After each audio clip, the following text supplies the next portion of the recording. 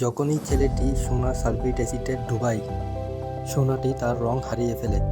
তখন সেটা নর্মাল ধাতুতে পরিণত হয়। তখন লোকটি রেগে যায়। তখন বৃদ্ধ লোকটি জানায় সে 8 মিলিয়নে কিনেছিল নিলাম থেকে।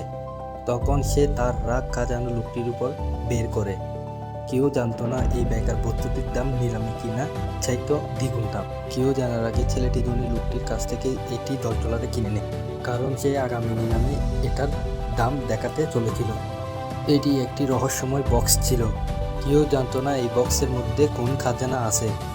অবশেষে সেই ধনী লোকটি এই বক্সটি সম্পর্কে বাজে মন্তব্য করতে শুরু করে। সেই ধনী লোকটি ভাবে এই বক্সটি একটি সাধারণ বক্স। তখন সে নিলাম থেকে হাসাহাসি ও ঠাট্টা করতে থাকে। সেই ধনী লোকটি ভাবতে থাকে এটা তো একটা সাধারণ বক্স, কেউ তো কিনবে না।